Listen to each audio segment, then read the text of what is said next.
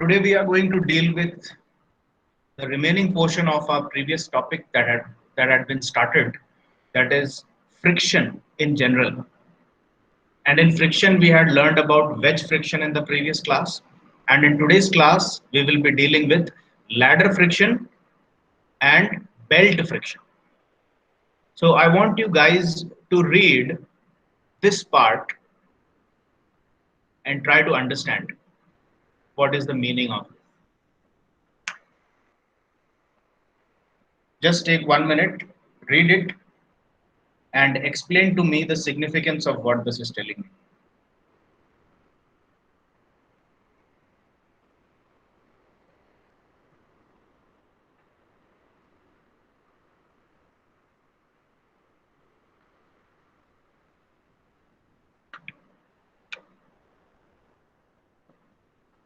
Problems of ladder friction involve non-concurrent system of forces.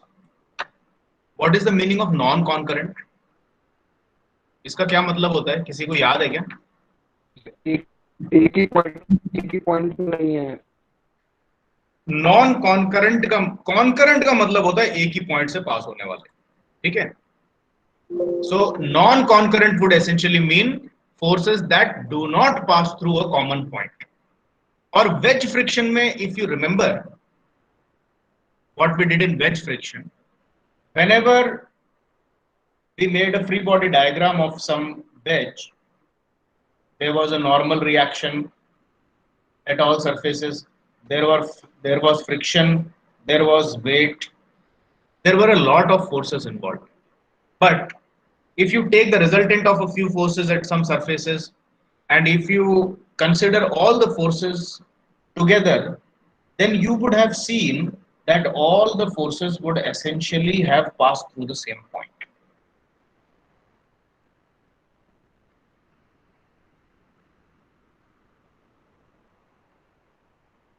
So problems of wedge friction, no matter how or which type of problem you take, would essentially culminate in a type of problem which is going to be concurrent. And if there is a number of forces that are passing through the same point, then there is no point in taking this relationship into consideration. See, if you remember the conditions of equilibrium that we had studied and learned earlier in the earlier classes, conditions of equilibrium of anything, static equilibrium, okay? तो अगर कोई body static equilibrium में है इस संसार में किसी भी प्रॉब्लम के लिए, literally I am telling you, not just for a particular subject of engineering mechanics, but let it be any solid object which is mechanically in a condition of static equilibrium, then you can blindly go and apply these equations, that all the forces in the x direction will sum up to 0, all the forces in the y direction will sum up to 0. If you are taking a three-dimensional problem, then even all the forces in the z direction will also be 0. But let us not take the case of a three dimension and confuse further. Let us simply take a two-dimensional case. So two-dimensional case means a problem existing in a plane. So in a plane, let us say xy plane, all forces in x direction will result to 0, all forces in y direction will result to 0. Moreover, the summation of all the moments of forces in the xy plane about any point in the plane will also be equal to 0. But for a concurrent system of forces, this generally is not required, although you can also apply this if required, but generally the requirement of applying this third equation does not arise. And so if you go back and revisit the problems of wedge friction, I had even sent you a problem sheet regarding that. So if you look at all the problems of wedge friction that are included in it, only two conditions of equilibrium are used: summation fx equal to 0 and summation fy equal to 0. But these two equilibrium conditions are sufficient for a concurrent system of forces. But as soon as you come to the problems of equilibrium dealing with non-concurrent system of forces, then this relationship also has to be used to get to a suitable conclusion. Now you might wonder,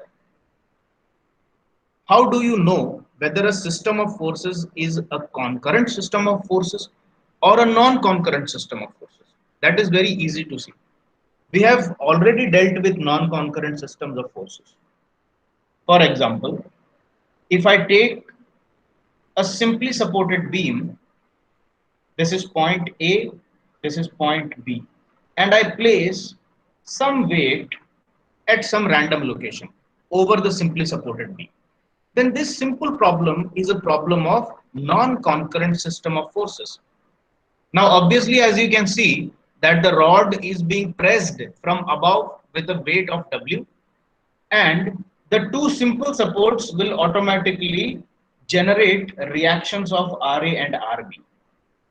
So if you draw the free body diagram of the beam alone, so the beam would essentially be some rod or some platform, something. So let us take the beam that was shown above as a simple rod. So this beam or the rod is experiencing a force of Ra in the upward direction at the left side end, a force of Rb in the upward direction at the right side end. So obviously, as you can see, Ra and Rb are parallel to each other, and there is no chance that they will meet or intersect at some point. So if you keep on extending the line of action of Ra and the line of action of Rb, you can see that since these two forces are parallel, they will never meet each other, and hence they can never be concurrent. Apart from that, there is a downward force of W that again is parallel to the previous three forces. So this system is an example of what constitutes a non-concurrent system of forces. Now, if you want to confirm your suspicions कि क्या इस तरह की problem में हमें तीनों conditions of equilibrium use करनी पड़ी थी क्या? Yes, you can go and revisit your problems that we did earlier. In such cases where non-concurrent system of forces are involved, you have to apply all three equations of equilibrium: summation fx equal to 0, summation fy equal to 0, and summation of moments in the plane about any point equal to 0. And in today's discussion, where we are dealing with ladder friction, it is a case of non-concurrent system of forces, and therefore you have to apply again all three equations. And apart from this explanation, there is nothing at all that requires explanation. So I'm not going to solve completely a single problem of ladder friction for you. I will just tell you how the problems of any ladder friction will eventually result in solving these three equations only. And as you have already have had much practice in solving questions involving these three equations of equilibrium, so with a little bit of guidance and to show how the equations can be developed and how the unknowns can be found using only these three equations, I will leave the rest of the job to you. So let us start with the first problem of ladder friction. Now read this question. See, this is a vertical wall, this is the floor, and as a ladder, only a beam like structure is shown. Now some of you might be confused कि भाई ladder ऐसा तो नहीं दिखता, ladder में तो चढ़ने के लिए तो सीढ़ियां होनी चाहिए ना, ladder should look something like this, it should look something like this, but the image that is shown here is the side view of a ladder that is placed on the wall and floor. तो अगर आप ladder को किसी दीवार पे लगा करके उसके बगल में जाकर के अगर आप देखेंगे तो आपको ऐसा व्यू नजर आएगा. You will not be able to see a ladder like this. ठीक है? So the actual ladder view is restricted because you are looking at the side view. So all the ladder problems are drawn like this only. Okay? Now this is the wall, this is the floor, and this is the ladder. The ladder has some weight. In this case, it is 200 Newton. So whenever you see a ladder and the weight is given, you have to find the midpoint of the length of the ladder, and you have to apply the weight in the downward direction from that midpoint. So this is the center of gravity of the ladder. So I think there is no difficulty in this. One force has been placed. Now the ladder is resting on the vertical wall, and since the wall is vertical, the normal reaction of the wall will be exactly perpendicular to the wall like this. So this NB is the normal reaction of the wall. Again, the foot of the ladder is resting on the ground, and the ground is purely horizontal. So as expected, the normal reaction of the ground on the ladder will be in the upward direction. So as seen in this figure here, this is the normal reaction of the ladder in the upward direction. Now let us read the question and see what it is telling us. Ladder of length 4 meter. So the overall length is 4. Weighing 200 Newton. You have already placed the weight 200 at the center of the ladder in the downward direction. It is placed against a vertical wall. The coefficient of friction between the wall and ladder is 0.2, and that between floor and ladder is 0.3. So in this case, the friction at this point has a coefficient equal to 0.2. I have already warned you against some serious negligence that can occur on your part if you don't read the question carefully. जैसे ही आपने coefficient of friction word देखा और 0.2 word देखा, फटाक से answer copy में जाकर के mu is equal to 0.2 कर दिया और फ्लोर के लिए भी वही लगा दिया. So please try to be a little bit patient and read the complete problem before taking down the complete data. ठीक है? It is clearly stated that between the floor and the ladder, the coefficient of friction is different. It is 0.3. ऐसा क्यों होता है? अलग अलग surfaces पे अलग अलग फ्रिक्शन का कोएफिशिएंट क्यों होता है? क्या आपकी जमीन और दीवार जनरली एक ही मटेरियल की बनाते हैं क्या अपन घर पे? जमीन पे तो मार्बल लगाते हैं, कोटा स्टोन लगाते हैं, क्या दीवार पे भी मार्बल लगाते हो क्या? दीवार पे ज्यादा से ज्यादा टाइल्स लगाते हो या फिर चूना और पुट्टी लगा करके सीमेंट की दीवार होती है. So the coefficient of friction is bound to be different for floor and wall. And at the floor, the coefficient of friction is given as 0.3. Different coefficient of friction at floor and different coefficient of friction at wall. Now, the important thing is not the application of these three. The important thing is to understand the direction of frictional forces. Now, apart from this information, the weight of the ladder is given, coefficient of friction at the contact points is given, the normal reaction you have already taken, and the ladder has to support a man weighing 600 Newton at a distance of 3 meters from A. So this is point A. So it is saying that a man has already climbed on the ladder and he is standing here 3 meters distant from point A, itni duri pe. So what you have to do is you have to apply a downward force of the weight of the man on the ladder. So 600 Newton is placed here. ठीक है, ये figure में दे रखा है already.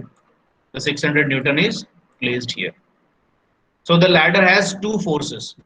200 Newton its own weight, 600 Newton the weight of the man which has climbed to a height of 3 meters.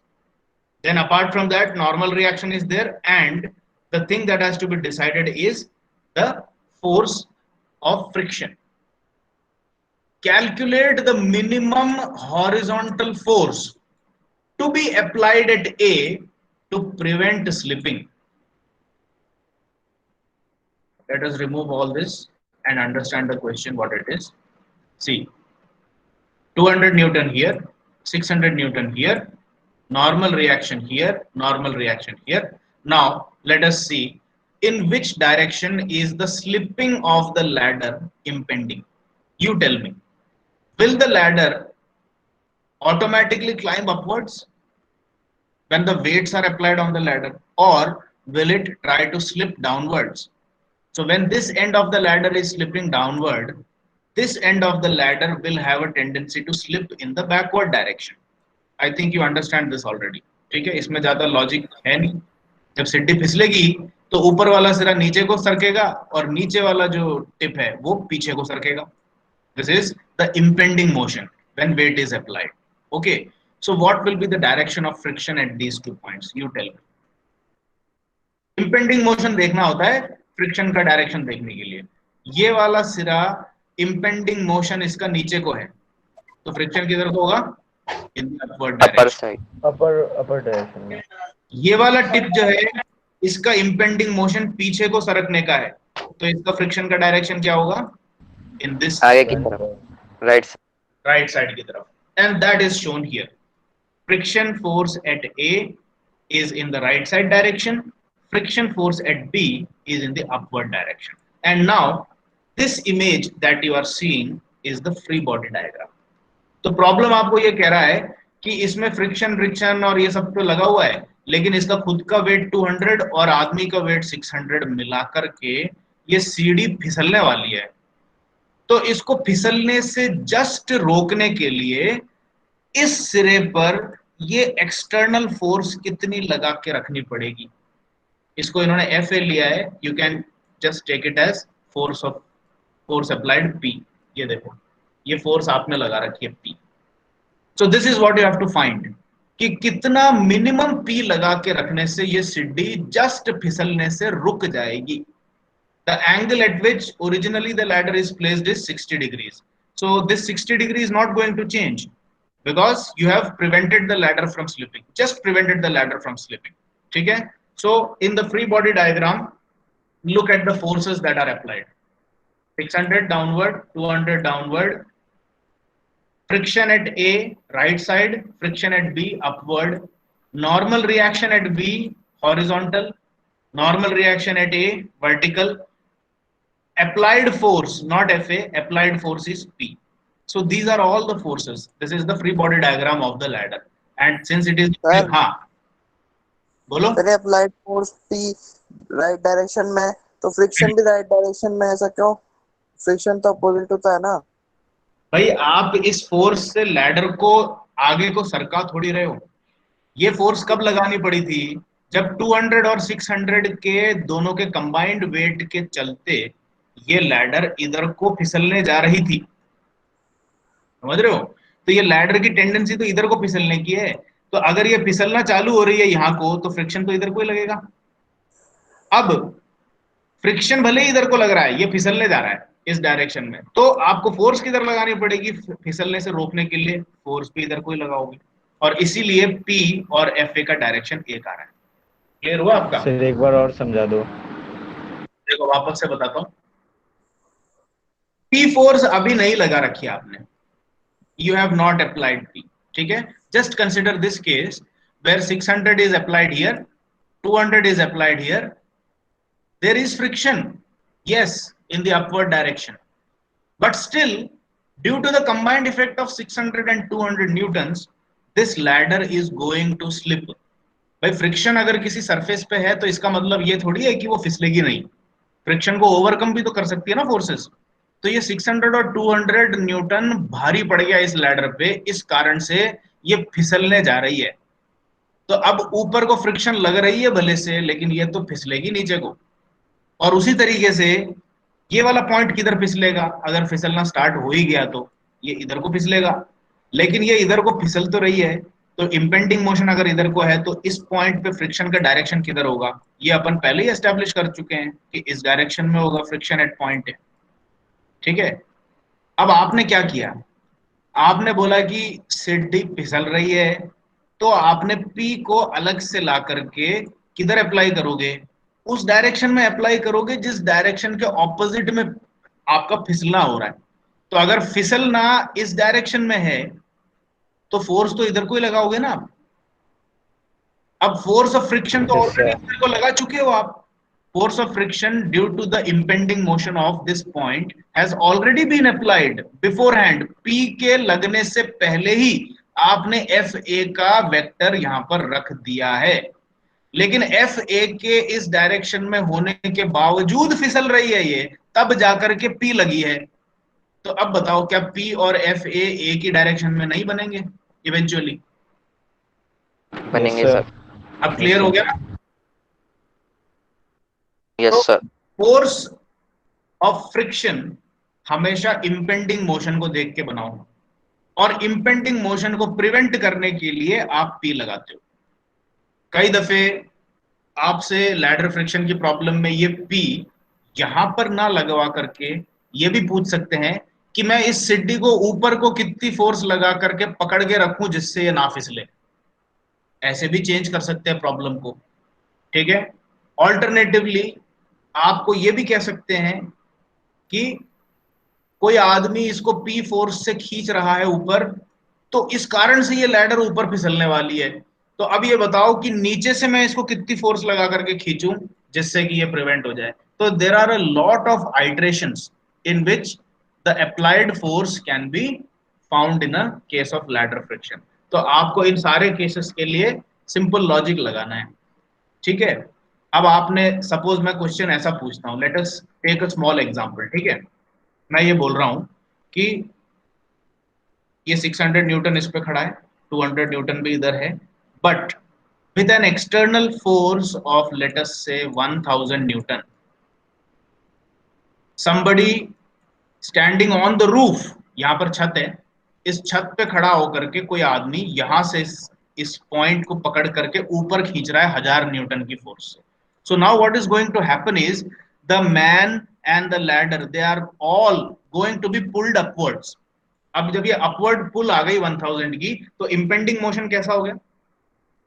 Impending motion हो गया, ये point अब ऊपर को फिसलेगी, ये पॉइंट अब इधर को फिसलेगी जब आप लैडर को पकड़ के इधर से ऊपर खींचोगे तो, ठीक है। तो अब जब इंपेंडिंग मोशन इन दो डायरेक्शंस में सेट हो गया, तो frictional force at this point will be downwards and the frictional force at this point will be in the left direction. तो अभी आपने इसकी स्लिपिंग को प्रिवेंट करने के लिए एक्सटर्नल फोर्स तो लगाई ही नहीं है, आपने तो बस ये कह दिया कि ऊपर को 1000 न्यूटन लगा हुआ है। कैसे लगा है इसकी डिटेल नहीं दे रखी, बस ऊपर को 1000 न्यूटन लगा रखा है, and now the impending direction of the ladder is in the upward direction, so friction will be opposite। ये पॉइंट का impending डायरेक्शन इधर को है, तो फ्रिक्शन अब यहां को लगेगी।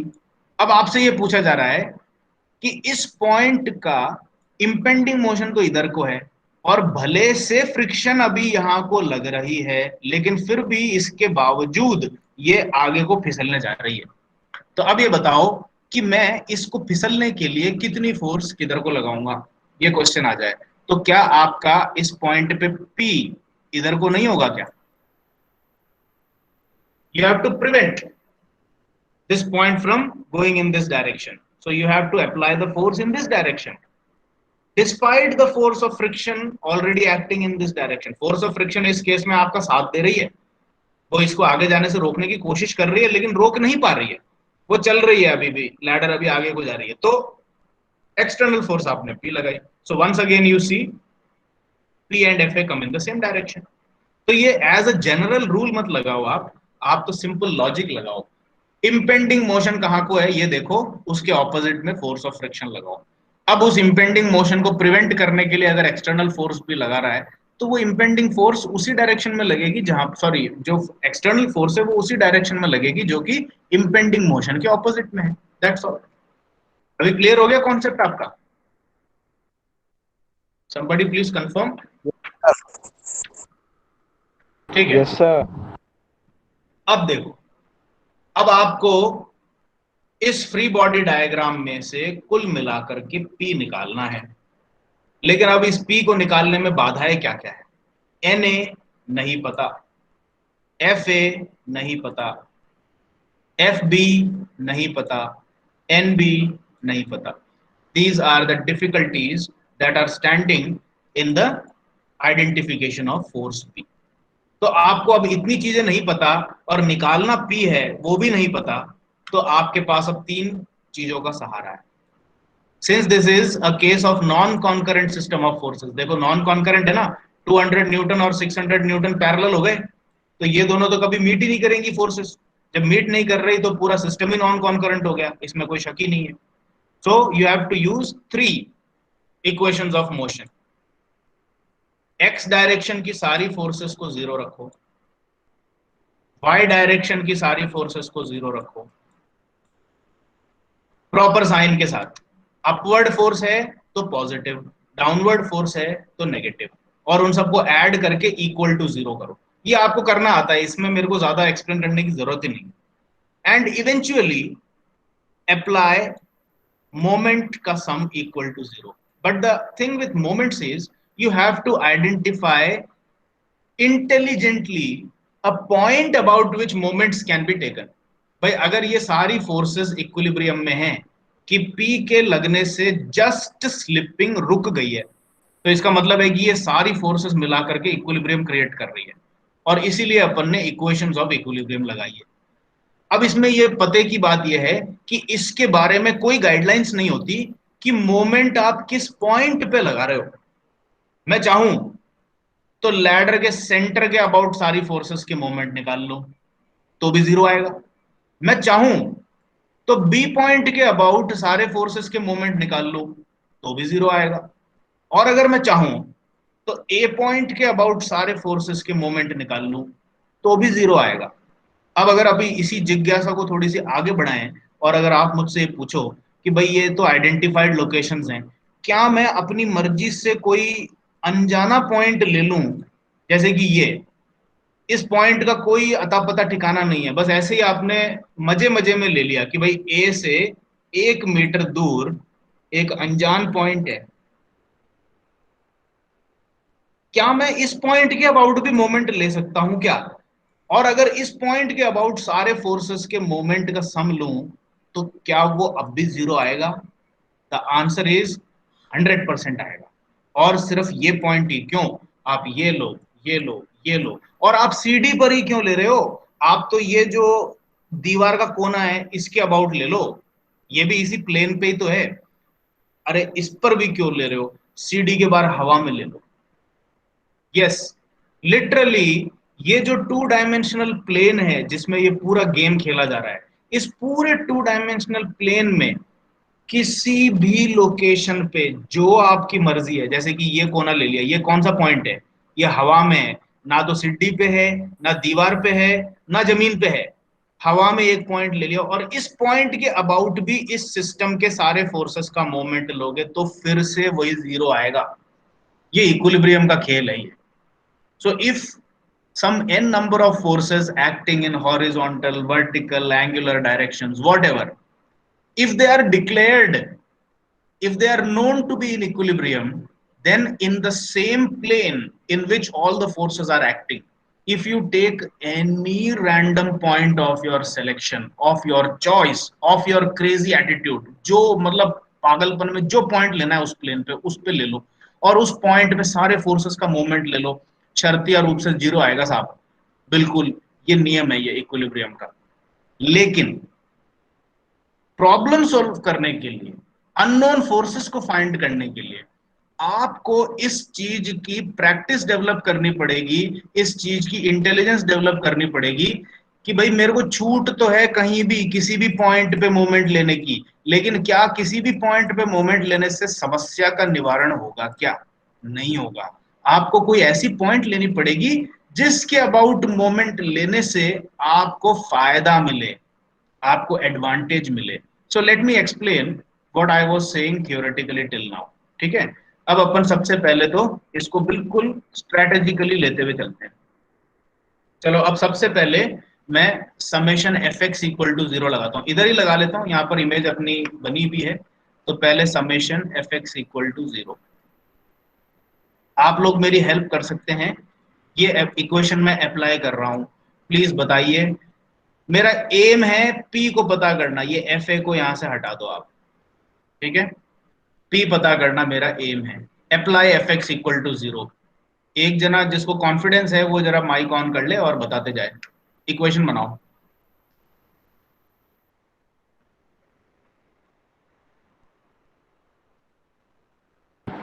F A plus P F A equal to N plus P, ये दोनों तो positive direction equal to forces हो गई, और equal to N D, equal, N D आ जाएगा सर इक्वल में। बिल्कुल सही इक्वेशन बनाई है आपने। अब मेरे को ये बताओ, आपका उद्देश्य थैंक यू क्या सर। करना है? क्या पी इस इक्वेशन से निकलेगी क्या? एन बी नहीं पता, एफ ए नहीं पता, नो सर, नहीं नहीं, निकलेगी। कोई बात नहीं। अच्छा एक काम और करते हैं, इस एफ ए को एक और मैं फॉर्म में कन्वर्ट करता हूं जिससे कि आपको थोड़ी सी सहूलियत मिल जाए, ठीक है? Just look at it and tell me if what I am doing is correct और नॉट। यार एफ ए की जगह पे मैं क्या इसको म्यू एन ए लिख सकता हूं क्या? यस सर, बिल्कुल। लेकिन अभी भी इससे मेरे को कोई फर्क नहीं पड़ा। मेरे को म्यू तो पता है लेकिन एन ए नहीं पता, एन भी नहीं पता, तो इसीलिए पी नहीं मिलेगी। चलो आगे बढ़े, summation F Y equal to 0 पे चलें। अगली इक्वेशन आप हेल्प कीजिए, जल्दी से बनाइए।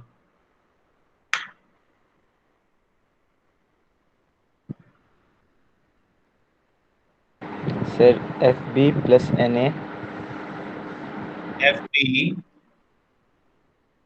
प्लस एन ए, सही चल रहे हैं, आगे बोलो। इक्वल टू 800, ये 200 और प्लस 600।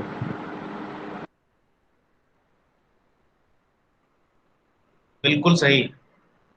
एफ बी को थोड़ा सा दूसरे फॉर्म में बताइए। Mu N B correct, mu N B.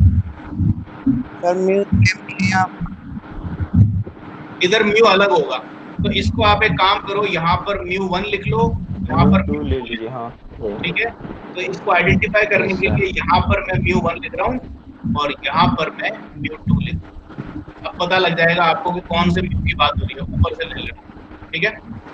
अब देखो आपके पास एक इक्वेशन ये है, एक इक्वेशन ये है, और जहां तक मैं देख पा रहा हूं, as far as I can see, I know what is mu too, I don't know N B, I don't know N ए।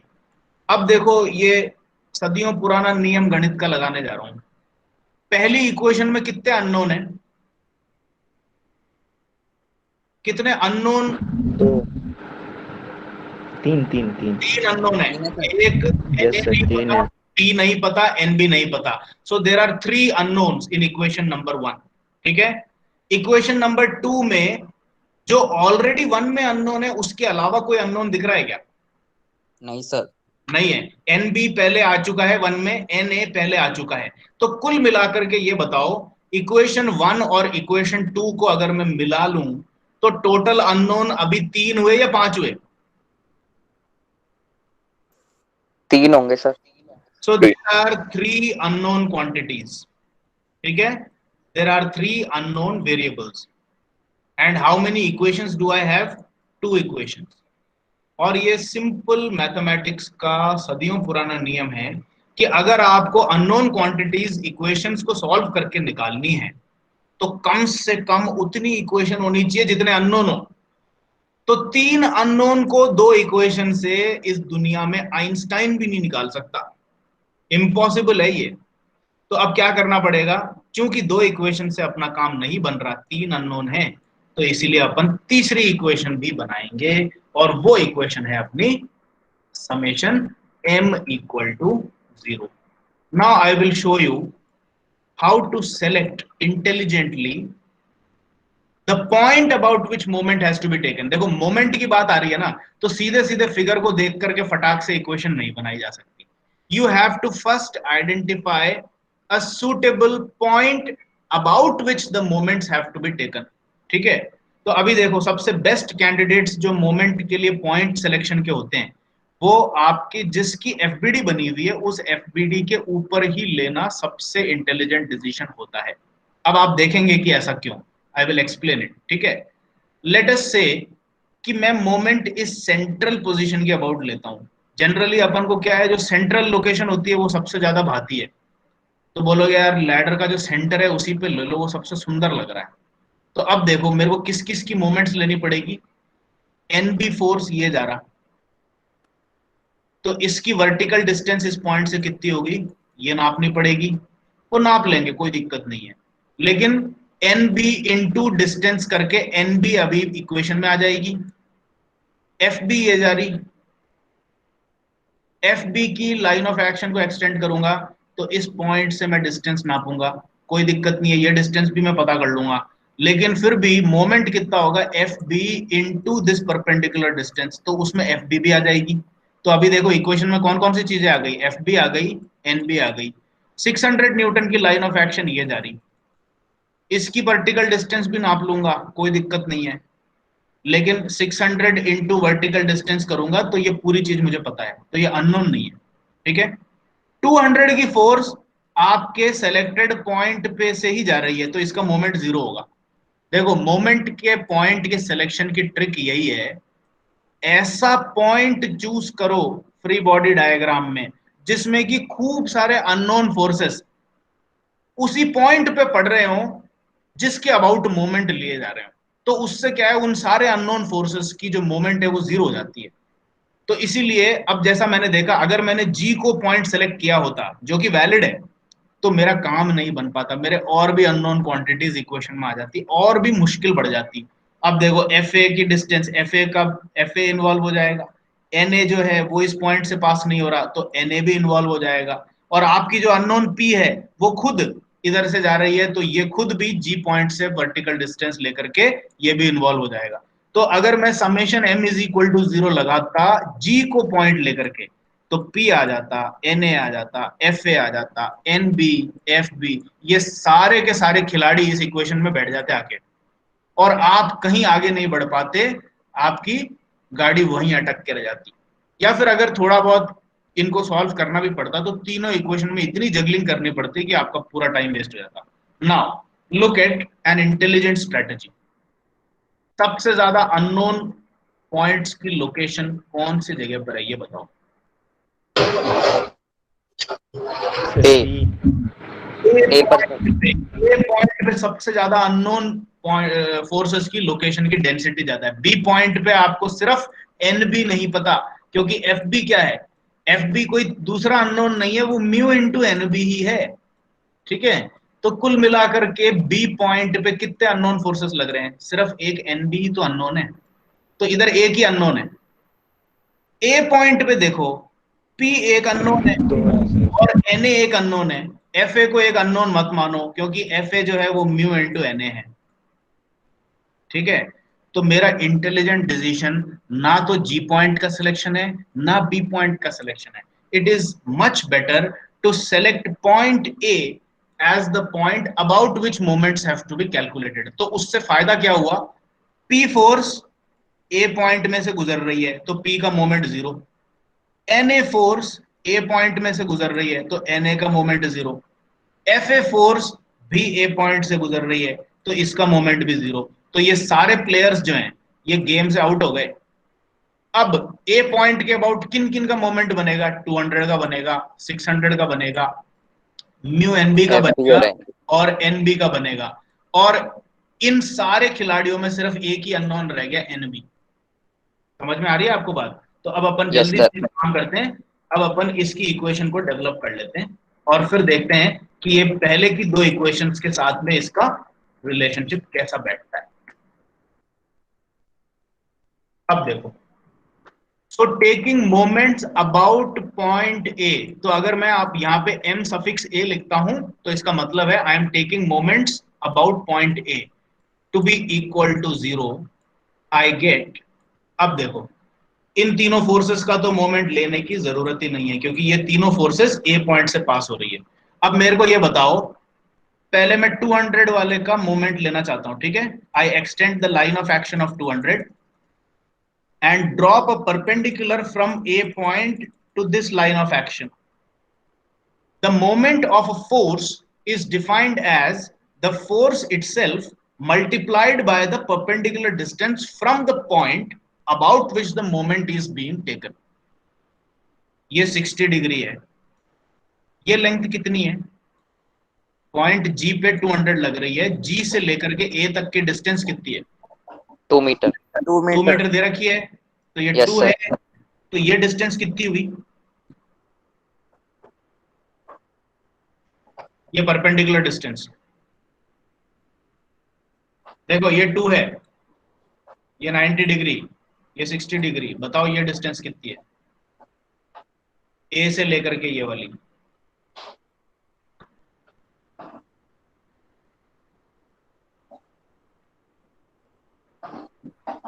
कोई भी नहीं बता सकता? इतना सिंपल।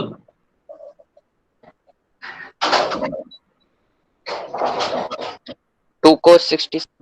यस भाई, 60 डिग्री दे रखा है और हाइपोटेन्यूज की लेंथ 2 है, तो बेस कितना होगा? 2 cos 60। तो आपके 200 न्यूटन की डिस्टेंस है 2 cos 60। अब मेरे को ये बताओ, वो रॉकेट वाला नियम याद है क्या आपको? मोमेंट लगाने के लिए मैंने सिखाया था, फोर्स नीचे यस को लग सर। रही है, तो आप यहां पर आग लगा दो और इस रॉकेट के इस पॉइंट के अबाउट इसको धागे से बांध करके इस रॉकेट को चलाओगे तो ये ऐसे घूमने को मजबूर हो जाएगा इस डायरेक्शन में। ये कौन सी डायरेक्शन है? Yes, sir. Anti Clockwise. Clockwise. Clockwise. Clockwise है sir. Clockwise moments are taken as negative. तो मैं यहां पर क्या लिखूंगा? पहली फोर्स 200 थी, तो इसके लिए मैं लिखूंगा माइनस साइन, तो क्लॉकवाइज मोमेंट के लिए फोर्स की value 200 multiplied by vertical distance 2 cos 2 60। cos 60।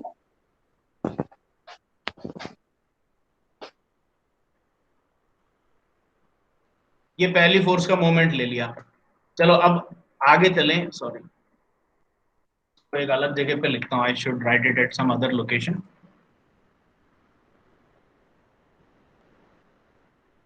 I am applying the sum of moments about point A and putting them all equal to 0.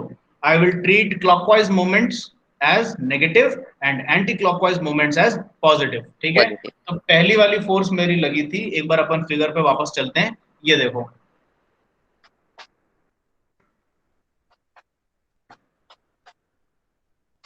distance is 2 cos 60, force is 200 and the moment is clockwise। ठीक है, तो इसको मैं लिखूंगा minus clockwise के कारण 200 मेरी force है, डिस्टेंस मेरी 2 cos 60। ये पहली फोर्स ले ली मैंने।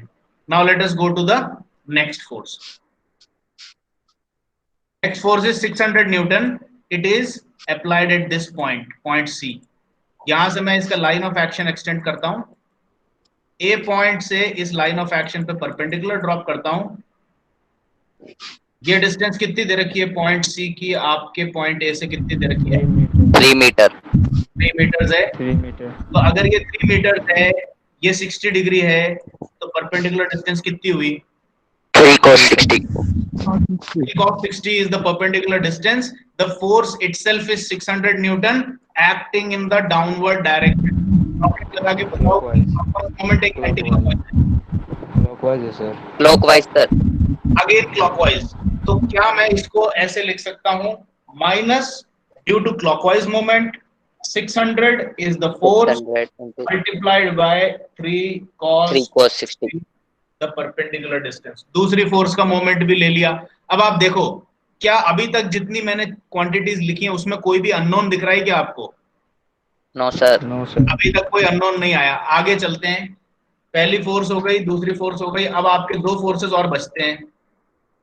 एक तो ये एन बी बचता है और एक ये एफ बी बचता है। ठीक है, okay, no problem. Let me clear the board completely. अब इस तरह से सारा कचरा साफ करते हैं। Let us go for N B. ठीक है, एन बी का लाइन ऑफ एक्शन एक्सटेंड किया, पॉइंट ए से परपेंडिकुलर ड्रॉप किया। टोटल लेंथ ऑफ लैडर कितनी है? 4 मीटर। 4 मीटर।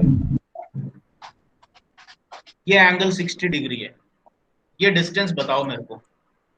मैं कुछ नहीं बताऊंगा, no hint, you give me the answer. What is the perpendicular distance?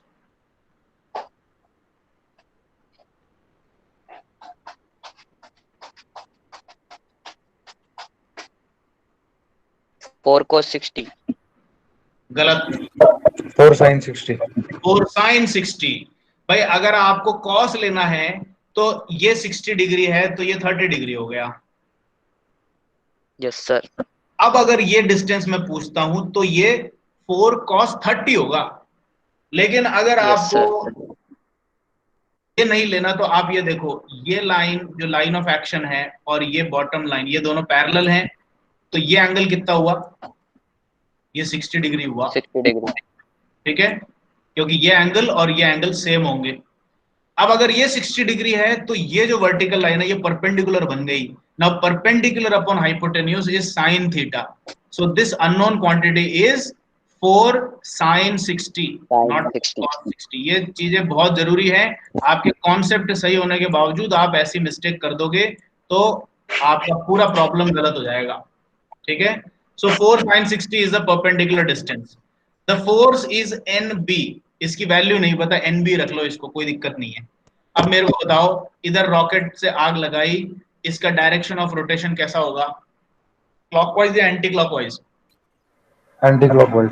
It will be anti clockwise. देखो इस ये जो डिस्टेंस है इसको धागा बनाते हुए अगर ये रॉकेट ऐसे जाएगा तो ये यहाँ घूमने को मजबूर हो जाएगा इस डायरेक्शन में, and this is anti clockwise direction, ठीक है।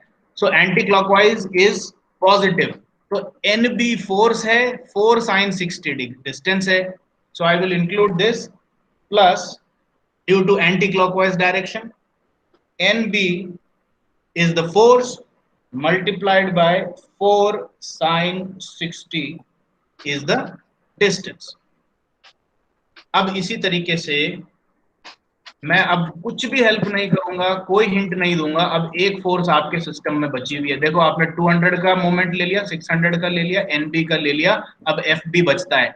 इसका मोमेंट नहीं आएगा, इसका मोमेंट नहीं आएगा, इसका मोमेंट नहीं आएगा, क्यों? क्योंकि A पॉइंट के अबाउट चल रही है पूरी कहानी, ठीक है। Now you tell me what is the moment of FB about A with proper sign and the perfect magnitude, बताओ।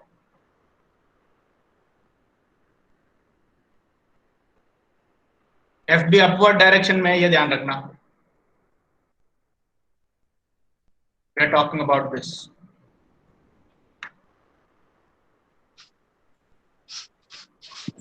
4 cos 60। Okay, so the distance is 4 cos 60, that is correct। Yes, sir.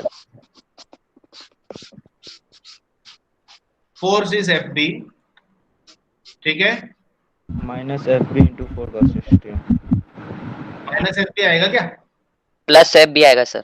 Plus FB आएगा। Sorry, sir. अब देखो वापस से देखो, ये हो गया धागा, ये हो गया रॉकेट, इधर आग लगाई, ये कैसे घूमेगा, ऐसे घूमेगा ना, ये कौन सा डायरेक्शन? Anti clockwise. तो ये ध्यान रखना है आपको, प्लस और माइनस में बहुत गलतियां हो सकती है आपसे, मोमेंट लेना अभी भी प्रैक्टिस करना बाकी है आपको, but anyway shall I write this as plus due to anti-clockwise direction FB is the force and 4 cos cos 60 is the distance। अब सारी फोर्सेस हो गई, I will put the sum of all these forces equal to 0 according to this requirement, ठीक है। अब मैं एक छोटा सा गेम और खेल रहा हूं, FB को हटा देता हूं, mu NB। जगह पर म्यू NB रख देता हूं। अब म्यू आपको पता है ऑलरेडी, NB Yes, किधर sir. लग रहा है, NB वॉल पे लग रहा है, ठीक है, और वॉल पे फ्रिक्शन कितनी है, वॉल एंड लैडर के बीच की फ्रिक्शन है 0.2। ठीक है। तो यहाँ पर म्यू को भी हटा देते हैं, इधर रख लो 0.2। 0.2 NB। अब देखो क्या ये इक्वेशन आप सॉल्व कर सकते हो क्या? इसमें Yes, एक ही sir. अननोन है ना, सिर्फ NB रहेगा ही अननोन।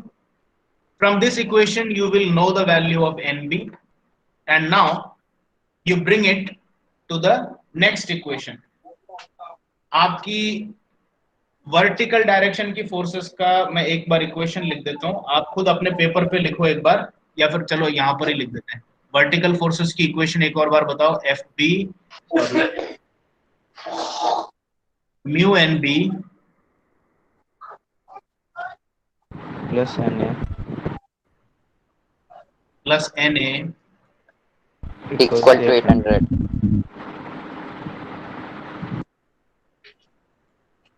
प्रीवियस इक्वेशन से आपको कौन सी चीज मिल चुकी है, NB मिल गई, NB।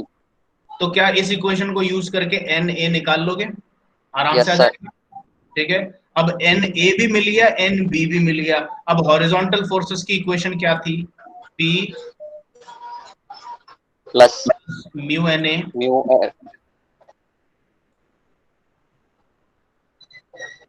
equal to NB. और कोई फोर्स थोड़ी थी, बस यही थी ना, इक्वल टू एन यही बी। थी सर. अब आपको देखो, आपको ये सेकंड वाली इक्वेशन यूज कर ली आपने, इससे एन ए मिल गया। अब ये तीसरी जो पहली इक्वेशन डेवलप करी थी, इसमें म्यू पता है, एन ए पता है, एन बी पता है, पी पता लग।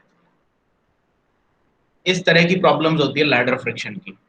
और आपने अगर ये अच्छी तरह से समझ लिया, और इसका सेकंड वाला क्वेश्चन और है, अब इस केस में ये अल्फा पता लगाने को पूछ रहा है। ये बोल रहा है आदमी खड़ा है 900 न्यूटन वाला, 1 मीटर की डिस्टेंस फ्रॉम द टॉप पे, ये सेंटर है, 6 मीटर लैडर है, 200 न्यूटन लैडर की वेट है। वापस से सेम इसी टाइप के क्वेश्चन है सारे लैडर फ्रिक्शन के, बस अननोन चीजें जो है वो चेंज होती रहती है। कभी ऊपर अननोन पूछ लेंगे, कभी नीचे अननोन पूछ लेंगे, कभी लेफ्ट साइड को अननोन होगा, कभी राइट को होगा, कभी अल्फा पूछ लेंगे। ये बोल रहे हैं कि भाई आदमी खड़ा है और फ्रिक्शन के कारण ये लैडर जस्ट फिसलने वाली है, लेकिन फिसलेगी नहीं, मतलब अभी बिल्कुल बॉर्डर लाइन इक्विलिब्रियम पर है।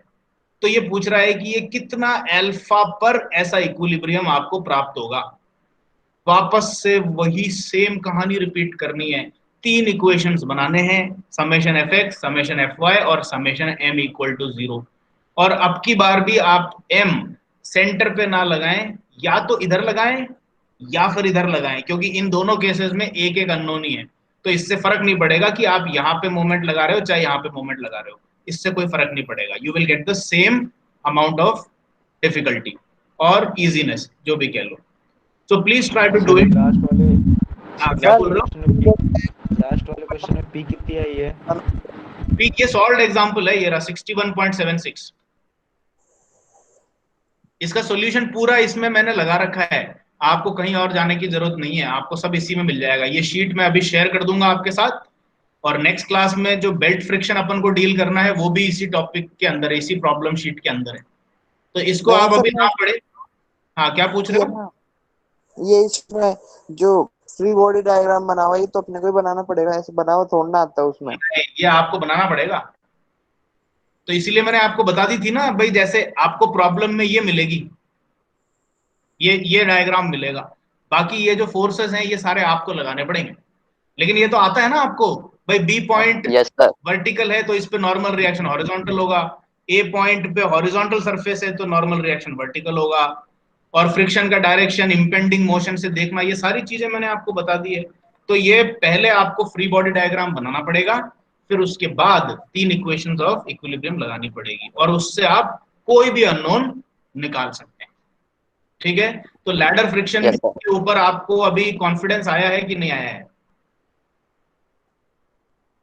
आया सर. ठीक सर है, आया so ना? we will stop the discussion here and we'll take the attendance. I'll send you the problem sheet today along with the recording.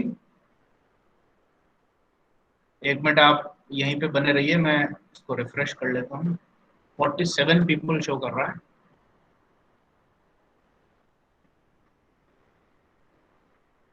46 -1, okay, download.